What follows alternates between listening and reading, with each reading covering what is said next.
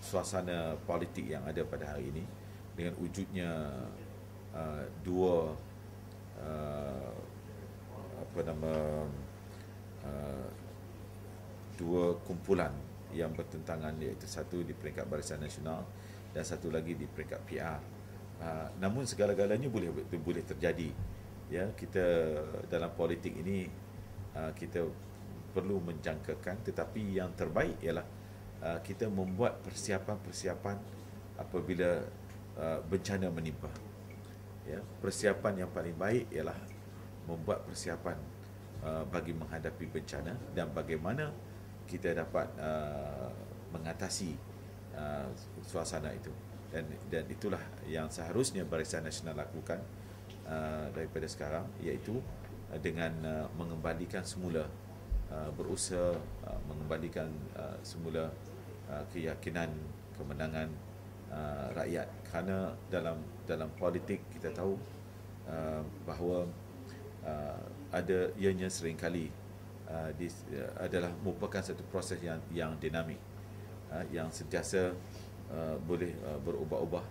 Dan kalau dulu umpamanya kita tahu bahawa Barisan Nasional mendapat kemenangan dan kemudian kemenangan itu semakin kurang, dan pernah satu ketika pihak pembangkang menang banyak dan kemudian tu Barisan Nasional menang lagi banyak umpamanya, dan kemungkinan itu ada, dan kita perlu membuat persiapan-persiapan yang terbaik, dan kita tidak boleh menafikan apa yang disebut sebagai serangan habis-habisan yang akan dilakukan oleh pihak seperti DAP, kerana apa yang mereka lihat dari segi kejayaan mereka sudah ada daripada jumlah yang tidak berapa pilihan raya yang lalu. Kali ini mereka telah pun menambahkan sehingga 38 kursi parlimen, dan mereka akan meneruskan, dan kita tidak boleh mengambil mudah, ataupun kita tidak boleh hanya menjangkakan bahawa suasana yang sama tidak akan berlaku. Kita perlu membuat persiapan yang lebih rapi, kerana kalau ada yang menjangkakan bahawa tahap sokongan kepada DAP yang sebelum ini, ada yang menjangkakan bahawa yang terbaik sekali ialah pada 2008, iaitu pilihan raya yang ke-12, dan ada yang juga menjangkakan bahawa tahap sokongan yang terburuk kepada Barisan Nasional adalah pada pilihan raya ke-12 dulu, tetapi tidak pernah sampai menjangkakan bahawa rupa-rupanya yang kali ini undi kepada DAP, dan juga tidak ada sokongan kepada Barisan Nasional itu rupanya lebih buruk daripada daripada pilihan raya ke-12. Maka untuk yang akan datang, tentunya Barisan Nasional perlu membuat persiapan. Kalau sekiranya ada yang mengatakan untuk kita masih lagi nak mencari mengkaji-kaji, ya, saya fikir soal mengkaji ini bukanlah saya kata tidak relevan, tetapi bagi saya lebih suka melihat kalau sekiranya Barisan Nasional dapat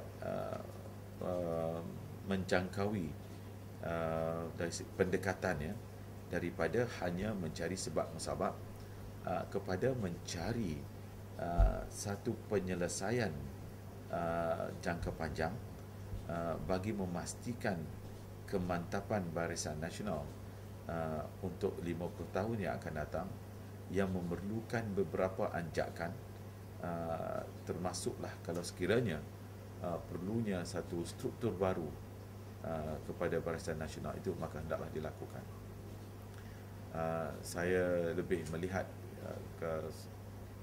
perkara ini untuk satu jangkauan masa panjang, untuk kita memastikan supaya Barisan Nasional konsep ataupun persefahaman politik yang ada ini dapat terus bergerak untuk masa hadapan, ataupun apakah perlu ada satu bentuk persefahaman baru berdasarkan kepada persefahaman politik baru, struktur baru, iaitu dengan membuat perkayasaan semula kepada relevansi kita pada hari ini dalam konteks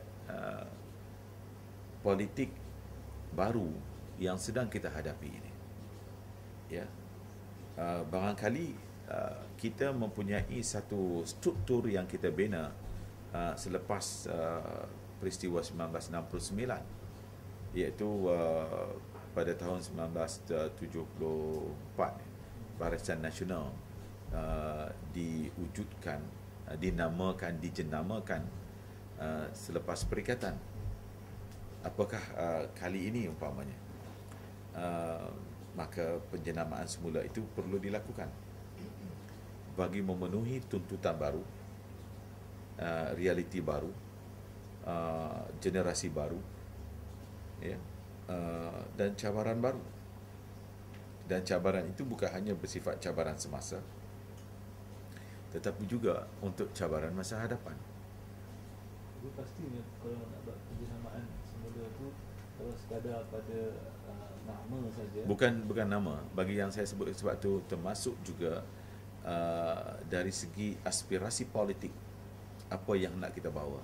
Umpamanya kalau dulu kita tahu bahawa aspirasi politik Barisan Nasional itu berteraskan kepada sebelum itu perikatan berdasarkan kepada untuk kemerdekaan negara dan juga membangunkan negara yang baru merdeka, negara pasca merdeka, yang memerlukan pembinaan kedaulatan negaranya, ya, dan rakyat yang bersatu atas nama sebuah negara baru. Kemudian terbentuknya Barisan Nasional atas nama mewujudkan kehidupan bernegara yang baru selepas peristiwa 1969 akibat perpecahan perkauman disebabkan oleh perkauman yang melampau,